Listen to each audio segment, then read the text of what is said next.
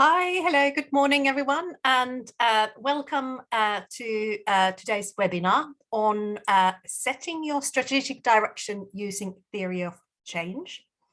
So yes, warm welcome, everyone, and please feel free to introduce yourself in the chat. I think we are still waiting for the final set of people to come to the session, but we are starting in a moment.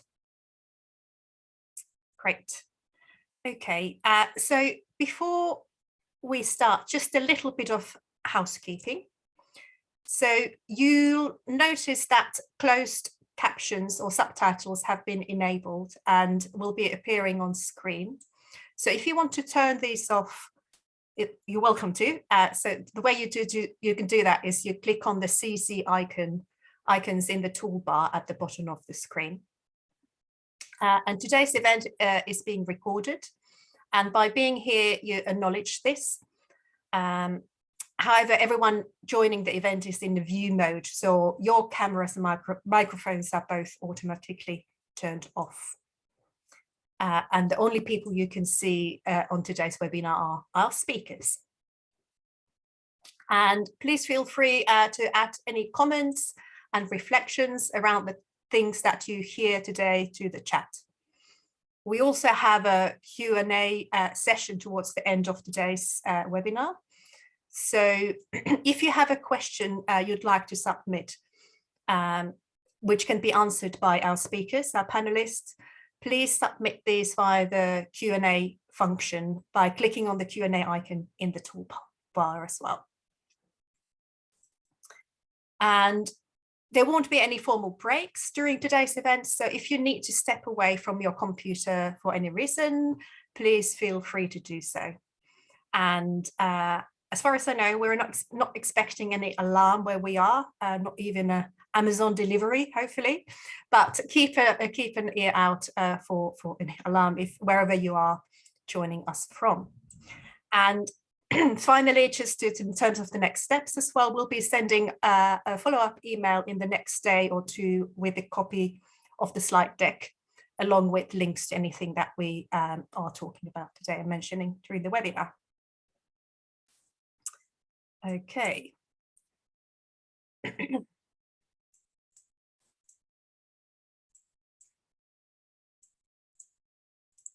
So let me just introduce speakers for today.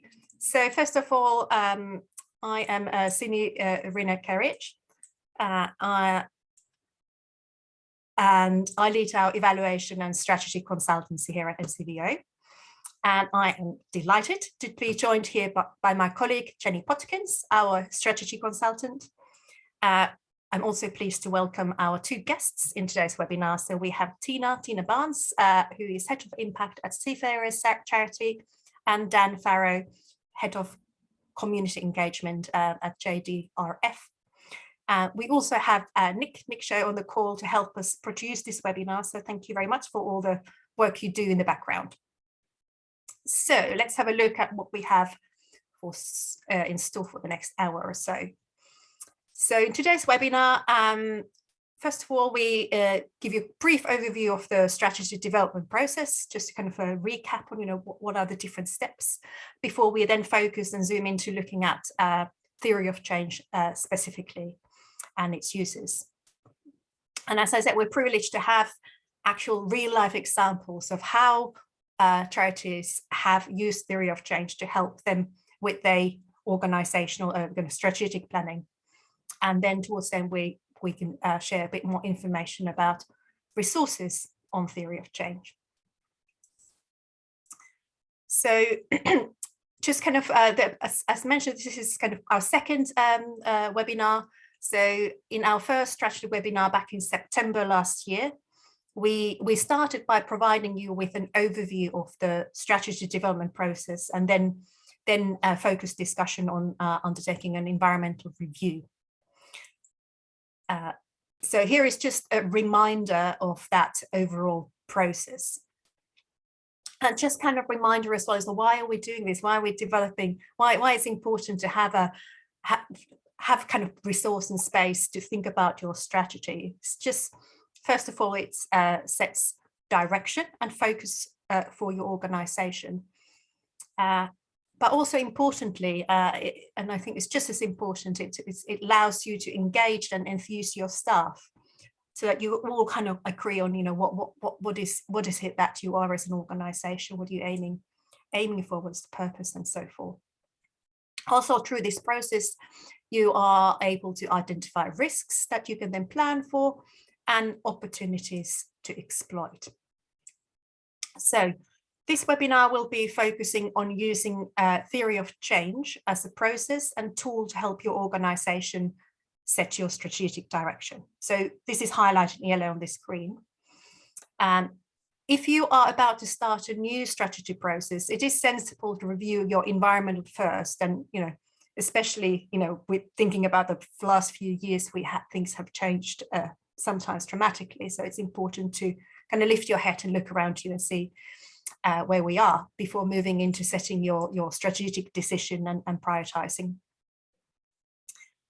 And just related to this point about environmental review, I just wanted to remind you that NCVO recently launched Route Ahead, which is our annual analysis of the biggest trends, opportunities, and events that impact charities and volunteering in the year ahead. So I hope, Nick, you can please post the link to Route Ahead in the chat, so you can all have a peek after today's webinar.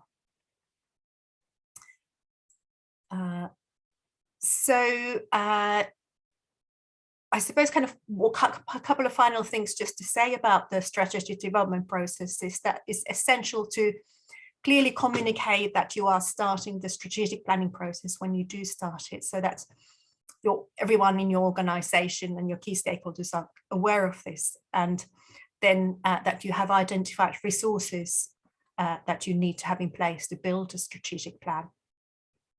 And who are those kind of key team or individuals involved in facilitating this process.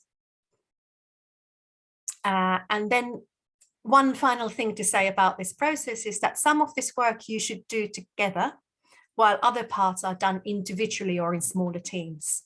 So for example, you tend to have a small team or individuals pulling together information about your environment, which is then shared more widely when you come together and set your strategic direction, for example. Similarly, you would do some of the evaluation and analysis work individually as kind of homework, and then come together to prioritize and do the final planning for your strategy. So hopefully that was a few helpful instructions. So now we're going to launch a poll to learn about your familiarity of theory of change. So Nick, I hope you can launch a poll. Here we are. So just reading them out. So the first question is, which statement best describes you? Are you new to theory of change? This is kind of really new subject. You haven't heard about this before, or only very, very little. Or are you one of those that know a little bit about theory of change, but want to learn more? Or have you actually developed a theory of change before, so you're quite familiar with it? Or are you an absolute theory of change ninja? So let's see. We have just a few more moments to give opportunity for people to participate in this poll. I'm going to close this in a moment. Thank you for all the responses. So let's have a look what we have. Interesting. So we have 60% that say, so most of you know a little bit about theory of change, but you want to learn a little bit more. There are also a good proportion who are totally new to theory of change, and there are about 1 in 10 has developed the theory of change before. So a nice mix. No ninjas here today. Great. And just a second poll.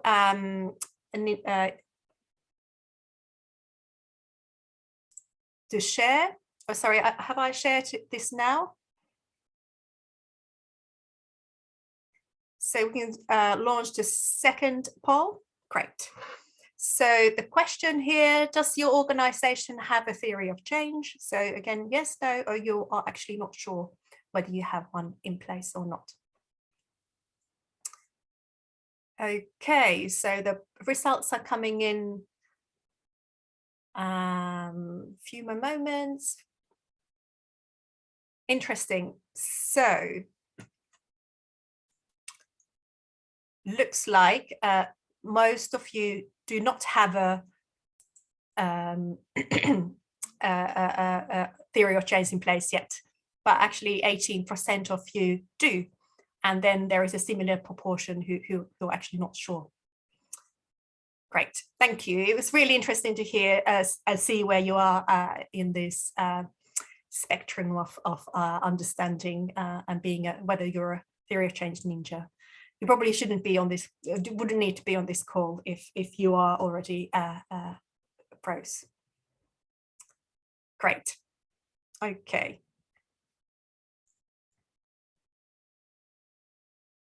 So let's move on.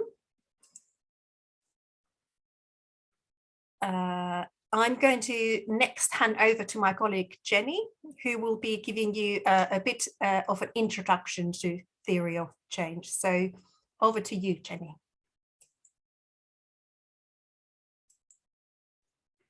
Still on mute, goodness. Thanks very much, Cindy. Before we think about using theory of change for strategy, we want to introduce the basics of what theory of change are. And you can see on this slide, on one side, the scientists or mathematicians, they are busy doing something. And on the other side, it looks like they hope to achieve something pretty big. But unfortunately, their current process involves some kind of miracle. So it's a little bit hard to have some confidence in their success. In theory of change, we call that miracle the missing middle. So often organisations are very good at describing what is wrong in the world and their vision of a better future. And they're also great at talking about what they do, the services they deliver, the kind of campaigning and advocacy they undertake. But what they're not so good at describing very often is how what they do leads to that big picture change ultimately. And with theory of change, we make that journey of change, that missing middle, explicit. So a theory of change is, next slide please, a description of why a particular way of working will be effective, showing how change happens through the short to medium and long term in order to achieve that big picture, that impact. And whether we're trying to create change in our lives, for example, getting fitter, or looking at change in the world, maybe the adoption of new technologies, we know that change is normally a step change process. So the more we consider and understand that process, the more likely we are to be successful in creating lasting change. Next slide, please, Cindy. There are potentially many elements included in theory of change, but here are some must-have key ingredients. I'm going to start on the far side with impact. And here we use this word in a particular way, not to indicate change more generally, as it's often used in our sector, but here we define it as the big picture change that we want to see through our work. This could be in the world, our town, our local community, or for a particular group we work on behalf of and with. Since impact is big picture change, it's change we hope for rather than what we see on our day-to-day basis. Big picture change is complex. There may be many other actors contributing to it, so we can't attribute it only to our work. For example, if you're a health charity, you will be not the only source of information and help for people who use your services, but they will also have access to different NHS services and the work of other charities. On the way to achieving that big picture change are the outcomes, the real world changes we create, whether for people or organisations or society. These come about as a result of our work, and we express them as journeys of change through the short to medium to long term. And these changes are linked causally. So, for example, awareness is often required before we then acquire knowledge and develop skills, which creates confidence, before we achieve long-term behavioural change. Jenny, sorry to interrupt you. Yes. Cindy, your Word document is just on the screen, the Google document. Perfect. Thank you. Okay. Thanks, Nick. And another key ingredient, of course, is what you do to create change in the world, your activities. These could be the services or products or campaigning and advocacy. Underpinning all these are your assumptions, the things that need to be in place in order for your theory to be successful. And it can be helpful sometimes to think of these as the enablers you need or the risks that you need to mitigate against. Next slide, please. So theories of change come in different forms, but they typically include a map. And here's one we made earlier with one of our previous clients, the Hardman Trust. They support prisoners who are planning for their future beyond prison. At the top, we see the impact statement, the big picture one, that more people who have served prison sentences are able to make a positive contribution to society. At the bottom, we see the activities which they actually deliver, not the behind the scenes stuff, the operational stuff, but what they do which creates change in the lives of people who are leaving prison. So an award ceremony, financial awards, and a directory. And in the middle, on the pale green, you see the journey of change, those short to medium term outcomes. And in the dark green, we see 2 long-term outcomes, which all those are driving towards. Next slide, please, Simi. So we use theory of change a lot in our consultancy work and for different reasons. We use it to create alignment internally around how organisation purpose will be realised in the world as it is now. And both the process and the document provide useful forms of communication around that, both internally and externally. So the theory of change is therefore linked to overall strategy. It's also linked to planning because that process helps you make decisions about where to focus resources, what activities and initiatives to prioritise. And when we've identified those clearly, we can plan how to evaluate and learn from that.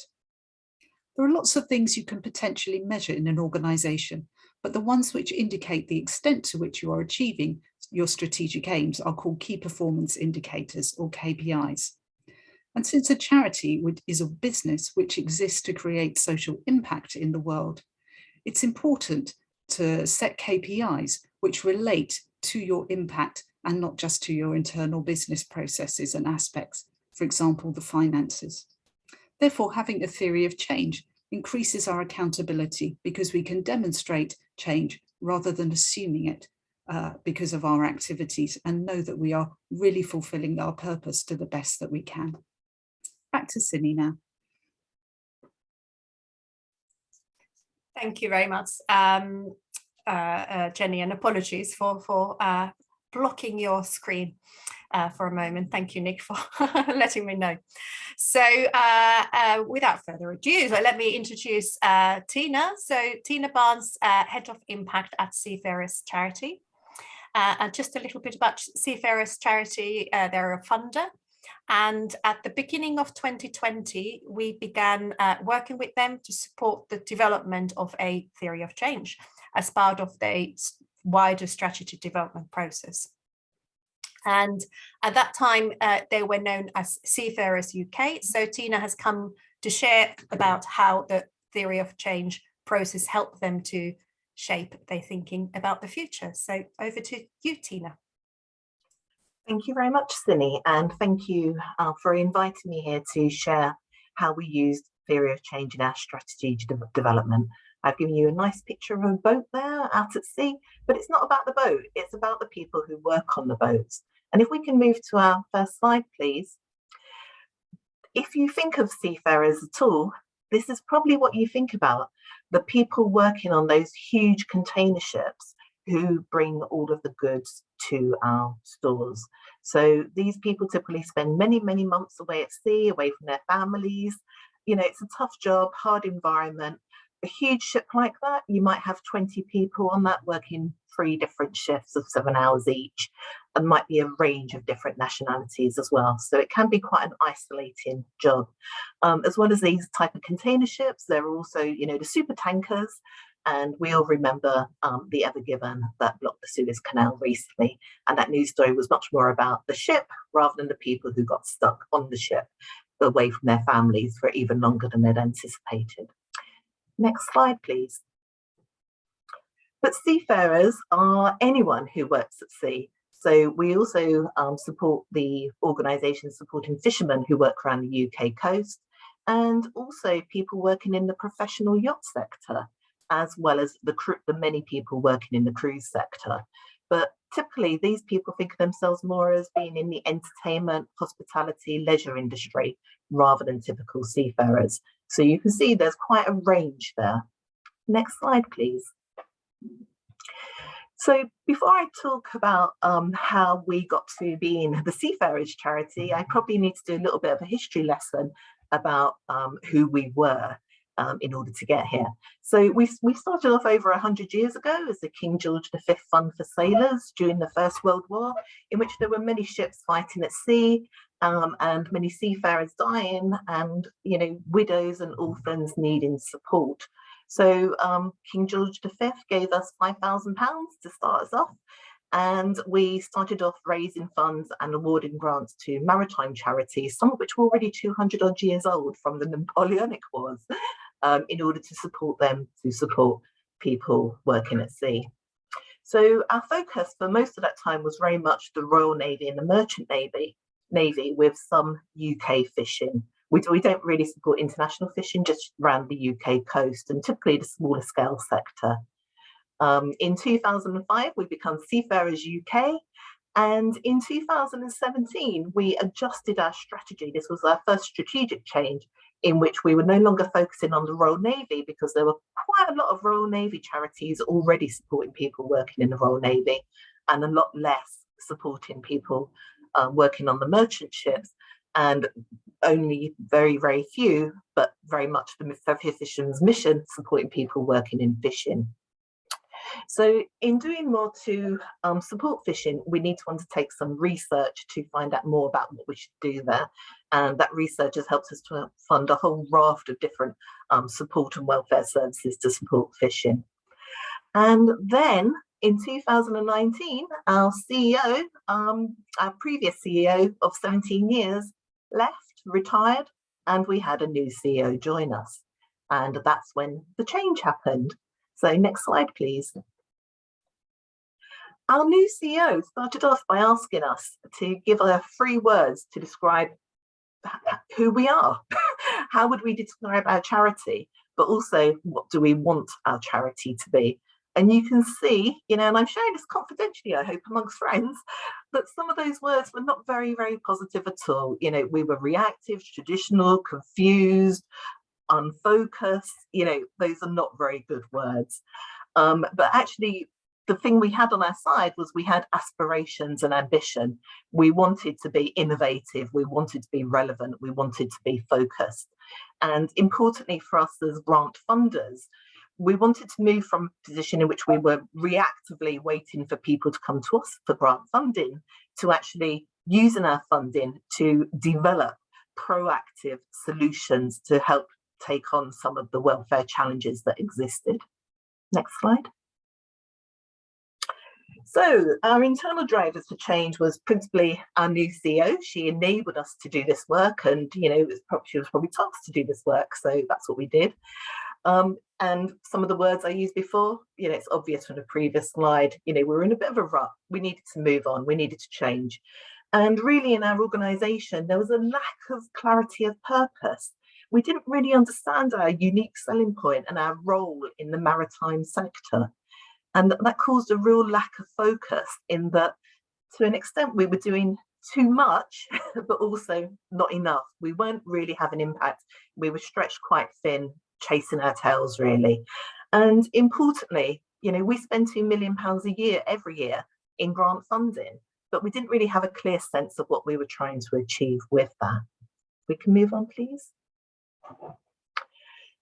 But there were also external drivers. The seafarer sector was changing. As I said, no longer funding Royal Navy, and UK merchant seafarers tended to be older and retiring, whereas there are much more younger international seafarers coming into the sector.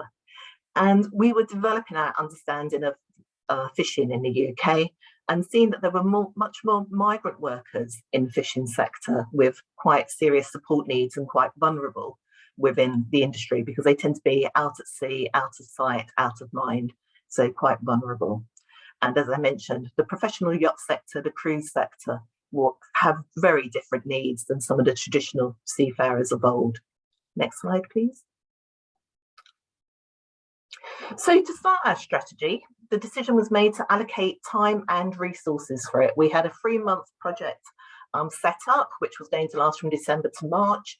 And we had a strategy working group consisting of trustees and our senior leadership team. And from the very start, it was going to be an inclusive process. You know, no one was going to be shut out and not informed. There was no secret squirrel working going on. Documents were shared, information was shared. Everybody was invited to participate as much or as little as they wanted to. Next slide. So when we started developing our strategy, almost the first thing we come up with was how, thinking about how we themed our funding, what were we trying to achieve with our funding? And that led us to develop the 5 long-term strategic outcomes. So we kind of had a better clarity about what we were trying to achieve with our money. But, we needed more detail on this. And the 3-month period was about evidence gathering. And we undertook some external research with the charities that we fund, but also the maritime sector to understand from them how they saw us and what did they want us to do? What did they want our role in the sector to be? We also did some scenario planning workshops, which were really exciting and visionary. And, thinking about what was seafaring going to look like in 2025. These workshops took place in, January, February 2020. COVID was raging in China and moving on to Italy. And we didn't think about it at all. We didn't take it into account. We didn't think it was going to affect us. And in fact, we thought the cruise industry was going to be our future. And we know the cruise industry was one of the first to be very seriously affected and impacted by COVID. So, that was an interesting session. We also had a staff away day to develop our vision and mission and values. And it was interesting that we was all on the same page with what we thought our values for our charity should be. So that was a very easy process for us to agree our values. And then we had our Theory of Change workshop, and we move on to our next slide. To get us to the Theory of Change workshop, we did quite a lot of prior planning, review of documents, working with Jenny to help her to understand our charity and also some of our ambitions. At that workshop were our staff and trustees, the people who wanted to be involved. And I remember that day as involving lots of hand washing. It was actually the last thing I did of normality prior to COVID lockdown. So it really does stick in my mind. There was also lots of post-it notes. These post-it notes ended up scattered to all sorts of directions because there were lots of different views about what we were doing and how we were doing it and what we should be doing. And actually, within all of that, we somehow lost and forgot about our 5 strategic outcomes. The next slide. And this slide shows you what those strategic outcomes are. And some of that would be the same for enhanced financial resilience, improved health and well-being. Those tend to be, that's what people need, isn't it? And so for enhanced financial well-being, that shows some of the charities that we fund under that. One of which is a bespoke citizens advice service just for seafarers, as well as Fishermen's Mission, Sailors Children's Society, and the Shipwrecked Mariners Society, which I think is a very evocative name. Health and Wellbeing, we have projects to prevent the isolation of older seafarers, and also some accommodation that we fund, as well as relationship counselling, because being away at sea for many months can put a strain on your relationship. Can we move on, please? So after the workshop, we regrouped, refocused, and recognised quite how important those 5 strategic outcomes were to us. We knew what we wanted to achieve our funding, and actually in developing our theory of change, it enabled that understanding of the activities that we should fund to achieve the outcomes. But it also identified other actions that contributed to change. such as research, advocacy and campaigning, and we needed to integrate that a bit more. Next slide, please. So this is our timeline, and as you can see, in March, COVID struck and our 3 months project management ground to a halt as resources were diverted. So it wasn't until July that we had our theory of change agreed, but it wasn't until 9 months later in March 2021 that we was able to launch our strategy, new name, the Seafarers Charity, and our new branding. And now today, you know, we're working with Jenny again to develop our monitoring and evaluation framework. And I don't think we could have done it sooner. We needed time to embed the theory of change and to reflect on our theory of change and to integrate it more into our work. So I think now's the right time for us to take that next step. Next slide, please. And this is what our theory of change looks like. And I'm running out of time and it's a bit too small to see, so I'll let you pick that up when you have a look at the slides. Happy to answer any questions. Basically, our impact statements at the top in green, and underneath that you can see our 5 strategic outcomes. But in blue, you can see the sort of other work that we do in order to achieve shorter term outcomes. Next slide, please. So for us, the benefits of a theory of change is it enabled us to really think about what we're trying to achieve. It gave us that space, that time to think and to reflect about what do we want to change and what should we fund to affect change, and to recognise that it's not just grants that can help to achieve change. For us, it's provided us with steps in the process, but also a really helpful narrative, which enables us to better communicate our purpose and what we're trying to achieve. It's also enabled us to focus on the services that we fund. And we've had a bit of a restructure, which has enabled us to realign resources and ensure that all of our staff have the focus that we need to achieve our work. So it really has given us a clarity of purpose, which ultimately helps us to achieve our impact. Thank you. And that enables us to do more for seafarers, and we're doing it even better according to the strapline. So that's me. Thank you very much. Wonderful. That was brilliant. Thank you so much, Tina. It's just so lovely to hear that journey that you've gone through in such turbulent times as well.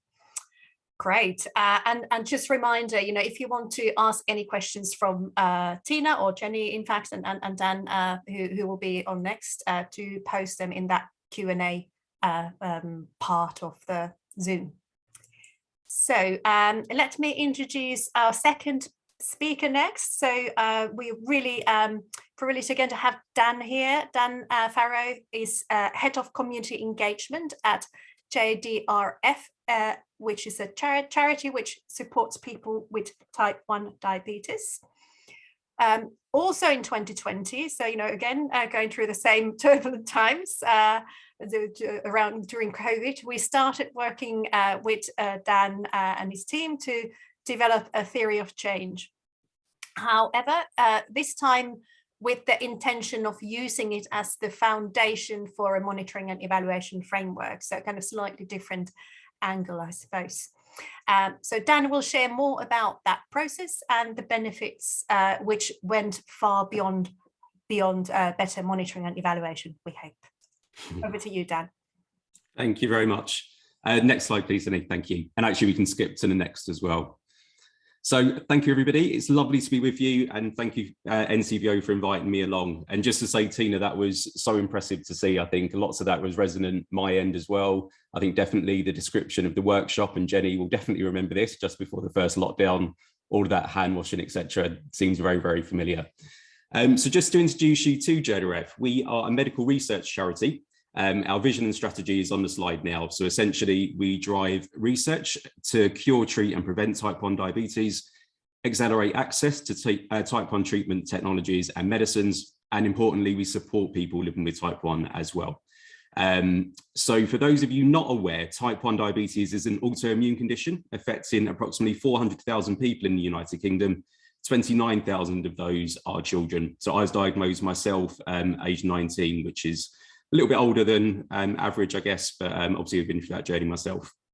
So today I'm really glad to be with you. I want to take a few moments to chat you through why JDRF wanted to start working on a theory of change and that all important associated impacts and evaluation framework, the impacts of COVID, which obviously Tina's discussed as well, and how that process unexpectedly helped us, the framework that we now have, and also how our internal teams reacted. So to give you a bit of context, the community engagement team that I look after here at JDRF provides trusted information, support and education across the 4 nations of the UK. And that's both for people living with the condition and the families of those affected as well. We deliver advice and information about access to diabetes technologies, which helps manage it. And I'll talk about that a little later on. That was actually from a merge with another small charity back in 2018. The team manages relationships with the NHS, voluntary sector partners, patient groups, and of course, individuals within the type 1 community as well.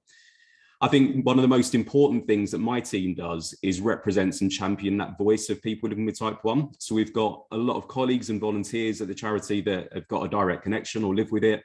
But I think it's always looking at that broader picture of what are unmet needs telling us it's not necessarily what I feel as someone living with type 1 is important for somebody else. It's really important to get that community voice.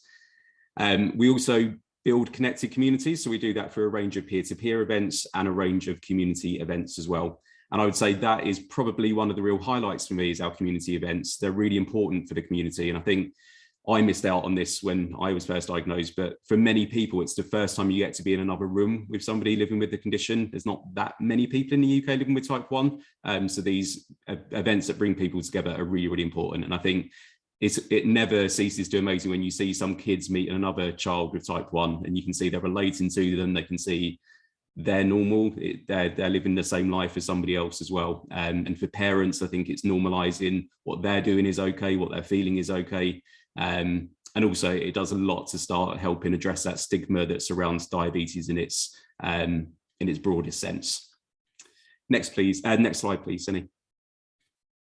So why did we embark on this journey? So we kind of know through the anecdote that we get from the healthcare communities, from people living with type 1 directly, that the value that our information and support provides, all of those stories are super powerful, and how our resources and support packs support those newly diagnosed, our other resources throughout their journey with type 1. We know what a difference that makes to people, but we know we needed to have the ability to turn all those really powerful stories into measurable evaluation so that we can clearly show the impacts our services provide to people living with type 1, but importantly, be able to prioritise the activities that contribute towards it. So kind of similar to what Tina was saying, back in January 2020, we started working with NCVO. We had the delight of working with Jenny that you met earlier, before the world slightly changed. And although our primary intention was to start creating a monitor and evaluation framework, we did undergo the theory of change process, and it massively helped us understand and provide clarity to what we're trying to achieve and what contributes towards it. So as a health charity, we made sure our work was aligned with the NHS patient activation model. For those of you not aware, this model looks at how health and care systems support people in building their skills, knowledge and confidence to manage their health and well-being. And that's crucial in a lifelong self-managed condition such as type 1 diabetes. So aligned with this, we set out really early on to define what success would look like for our evaluation framework. And that is that we're continuing to deliver trusted information and support, building the community's skills, knowledge and confidence in managing type 1, which we can evaluate, to the ability to identify priority programs for the community engagement team, to be able to evidence the effectiveness and efficiency of our services, and importantly, to establish a dynamic and agile process to providing KPIs that are meaningful, don't create lots more work for teams unnecessarily, that are relevant to our beneficiaries when we're reporting back, but also that are aligned with our strategic goals as well. Next slide, please. So a little bit about our history. Our information and support has grown substantially over the years, and it's been a delight to see that in my journey here at JDRF. But being honest, that of course brings its challenges too. So we've seen substantial progress. We're consistently invited to partner, be involved in helping shape new processes, attend events, contribute to healthcare changes. And I'm sure for many others that work for a small charity or involved in a small charity, it's always difficult to say no to things. We always want to say, yes, you're delighted to be involved. And that's where some complication sometimes stems from. So with a small team, we constantly need to review and prioritise where we allocate our resource and time. The team manages and maintains relationships with national NHS teams and networks, individual relationships with healthcare professionals, and those relationships are super important for us in building awareness of JDRF and reaching newly diagnosed people and their families. So I mentioned earlier, as part of being able to offer advice about medical technology advice, back in 2018, we merged with a small type 1 advocacy charity called Input. That provides us with a specialist service. So we now have a distinct voice on new ways of managing the condition and helping the community to understand what's available to them in the here and now. And I think that's really important, especially for a research organisation. Research is amazing. The hope that provides me as someone living with type 1 is super important, but people also want to know what's here for them today, what's going to make a difference to them tomorrow. And that really has helped us do that. Then COVID-19 hit very conveniently. So the pandemic saw the team reshape the activities to fit the needs of the community, which massively changed. And you've got the gist from what I'm saying, that a big part of our work is engaging with clinicians and healthcare professionals. And obviously they were repurposed into other roles. Their normal day-to-day massively changed overnight. And for us as a team used to attending large-scale events with the community, with clinicians, that was a real change for us as well. Resourcing constraints over that time meant that the team needed to step away from a regional footprint and offer centrally to deliver core activities. And thankfully, due to warm relationships with clinicians, we were able to continue in providing new and updated virtual events and providing relevant information, importantly, about coronavirus and the impacts on type 1 diabetes. Next slide, please.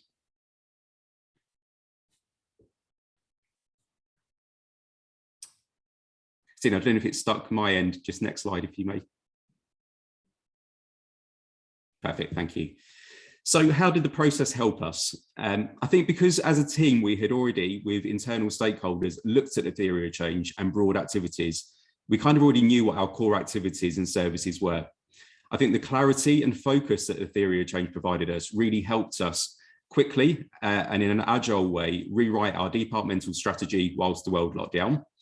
It enabled us to really quickly review what the external state landscape looked like and allocate resource accordingly, and importantly, to continually adapt as things changed. It provided us and our senior management team with agility and clear thought process. And I think it's really easy for any organisation to think about those individual day-to-day activities and tasks that we're all passionate about doing, but having that theory of change and the clear map really allowed us to make sure that they were important and a benefit, especially during that time when resourcing was very, very difficult. So the process with NCVO allowed us to constantly tweak and remain agile, acknowledge where our systems didn't yet allow us to dive as deep as what we would have liked in terms of impact and evaluation. It supported us with decision-making about what to measure, looking at what we realistically can evidence in achieving our strategy.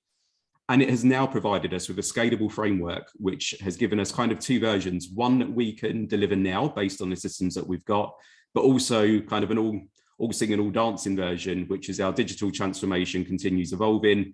We'll constantly be able to pull elements of that into it. Next slide, please.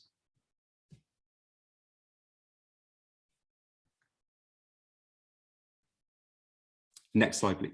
Oh, I think one back, that's it.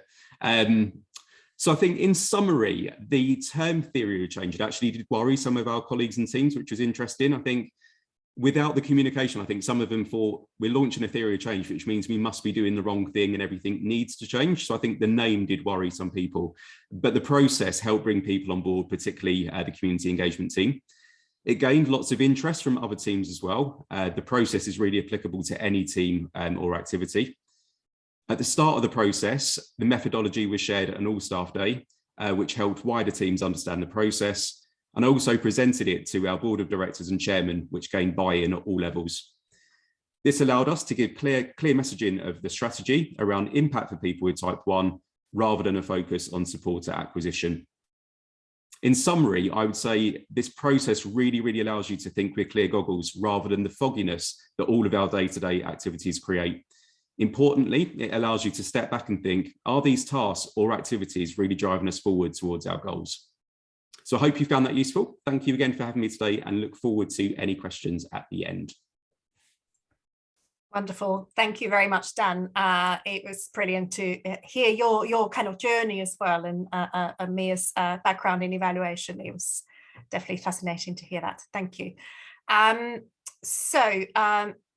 We have 15 minutes left, so there are a few bits just to talk through the theory of change process. So perhaps, Jenny, if you just talk through the key points, and then we can make sure that we have 10 minutes or so for questions and answers towards the end. So over to you, Jenny.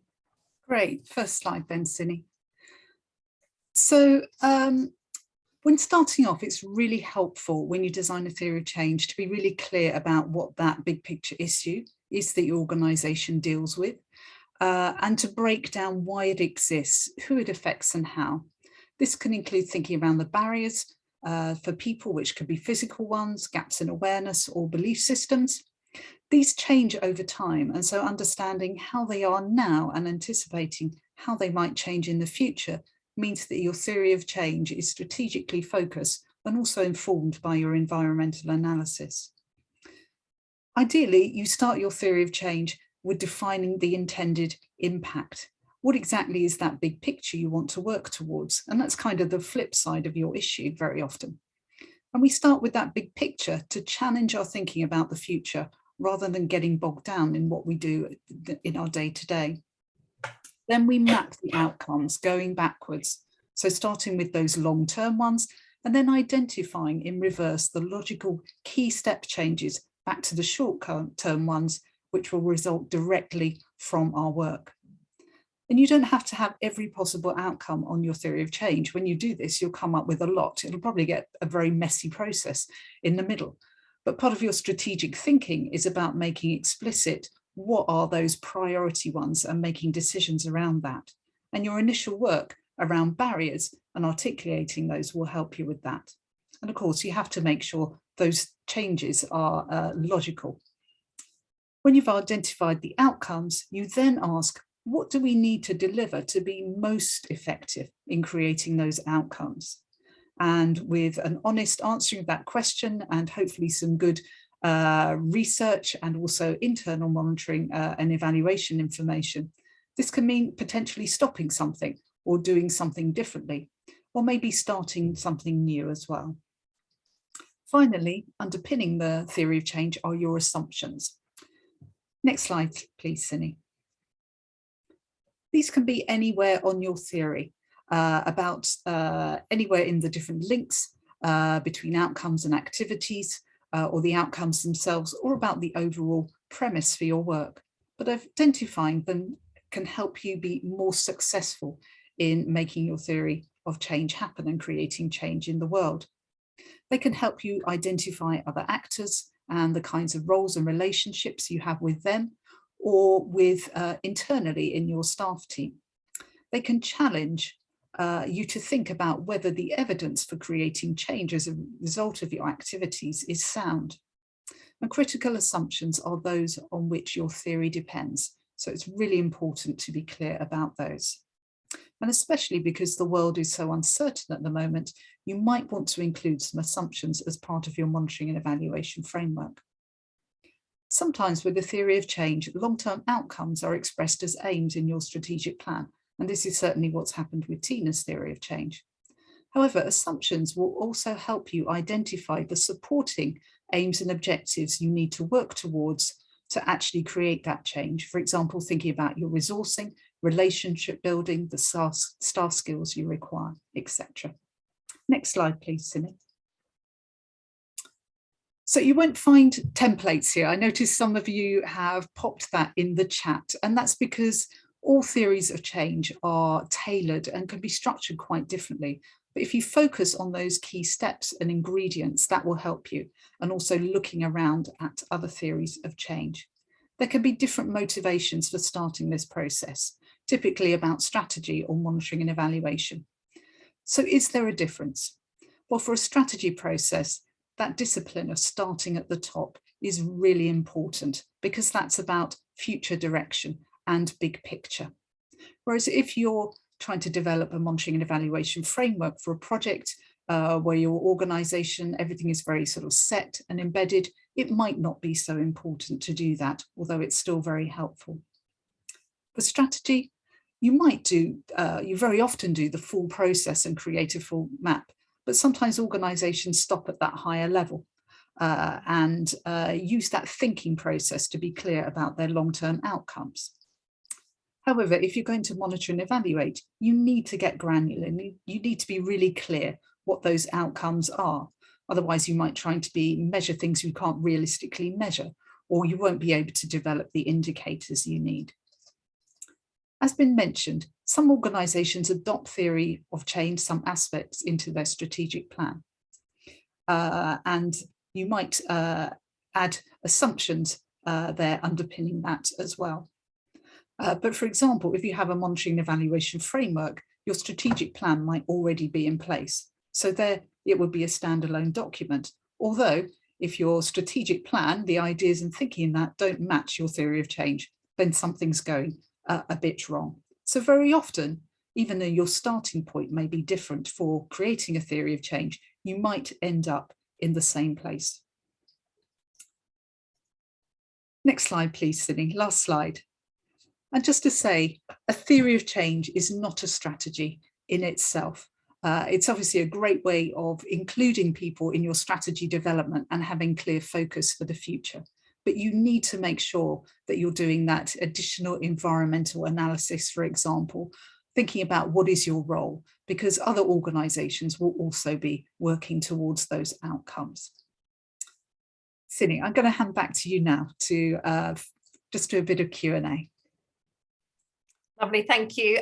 You know, there is so much content that, of course, we always run over, but there are still time for questions. So let's go straight to those. Thank you very much, Jenny. And just to let everyone know that, you know, those slides, you will be having a copy of those. So you will have an opportunity to look at that detail in the slides at a later stage. So let me go. I mean, there's nice set of questions there. Thank you very much for posting those. Shall I start here? There was, I mean, Jenny answers already about the template question. There was a question asking about whether there are any templates available. And as Jenny said, that, you know, each organisation is different. So there is a template for a process, but not a template for a, say, map, for example. There is one question, I think that's perhaps Tina, you would be able to respond to this one. So the person is asking or saying, my team will be working on developing a theory of change. One of the challenges we have is that working for an issue-based charity where we are leading the leading organisation and the only real campaigning organisation within it, is that that there is often a real pressure to campaign on literally everything.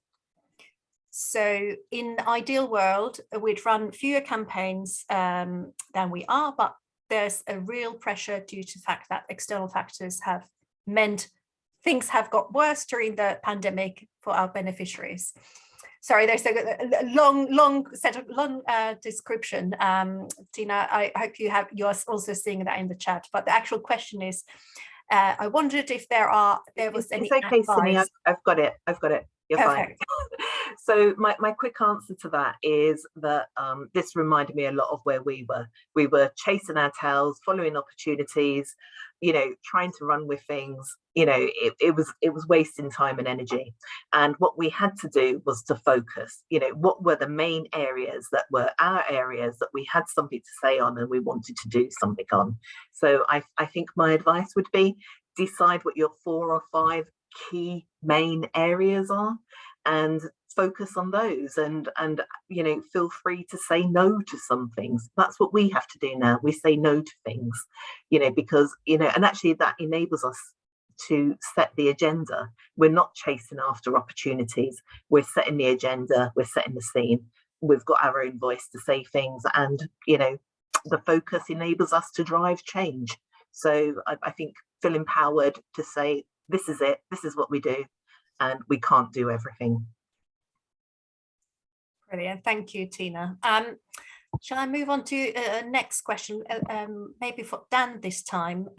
So it's a question around buy-in, getting buy-in from people, from staff and relevant people to engage in this theory of change process. Any tips there, Dan? Yeah, definitely.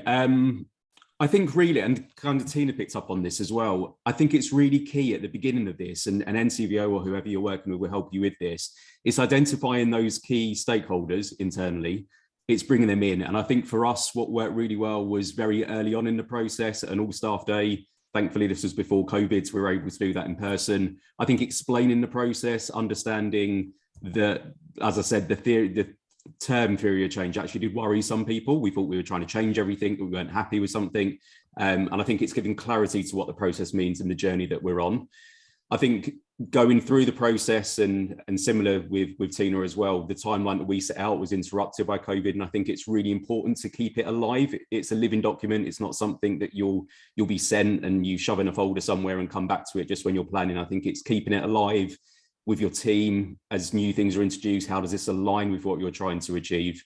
And I think for us as well, presenting it to our board was really, really helpful. So there wasn't a disjoin between day-to-day internal piece of the charity, but getting our board of directors and chairman on board as well. So yeah, key things there, get your stakeholders on board, present it to staff so everybody knows what the journey is in the broadest sense, even if it's not entirely relevant for them. And keep it alive. It's not a document you put somewhere. Make sure it's relevant in your planning as you introduce anything new. Brilliant. Thank you. Thanks very much, Dan. Let me move on to the next question. Perhaps this is for Tina, or specifically Tina, about scenario planning. So any advice for organizations that do not have funds to hire a professional like Jenny to help them? Yeah, I think there's lots of tools and resources that exist out there. So, you know, there is some stuff you can do for yourself. Personally, I found it really useful to have a consultant such as Jenny, because she brought a breadth of an external perspective, others people's experience, which I wouldn't have known about. And I think I probably used her as a bit of a counselor at some times, you know, trying to work out some of the problems, some of the challenges that we had. And it was useful to have that. So I think, you know, the consultancy was very worth the money, but equally there are tools and resources. And I think if you have a small planning group, perhaps you can make a good stab at this yourselves, but the consultant is invaluable. And they didn't pay me to say that, okay? Oh. Thank you, Tina. Jenny, do you want to say something? Because we know we do have some resources that are available for our members as well. Yeah, I mean, when you get the deck, you'll get lots of resources at the deck, links to things like blogs about theory of change. But I just popped in the chat that actually theory of change is an incredibly popular course that we run at NCVO. So if you can't stretch to consultancy, we realise that's, you know, an issue for lots of organisations. You could try the training and the resources, and hopefully you've got some foundational thinking here to take away. In fact, if you come to the April training, you'll see me again. So I hope that's an incentive. Who knows? Brilliant. Thank you, Jenny. And thank you for popping the links into the chat. It's coming to noon now, so unfortunately we have run out of time. I know there are more questions there, but it's just, as always happens, which is, you know, 1 hour is 60 minutes. So at this stage, I just wanted to say very, very big thank you to all the panelists and Nick keeping us in check as well. So very, very big thank you to Dan Farrow and Tina as well for coming to share about their journey in developing theory of change. And as Jenny said, we do offer training and, you know, as well as obviously consultancy, and then we have our know-how pages as well that NCVO kind of updates regularly, so you can get some more information through that route as well. So without further ado, just have a very lovely afternoon, and thank you very much for joining us today.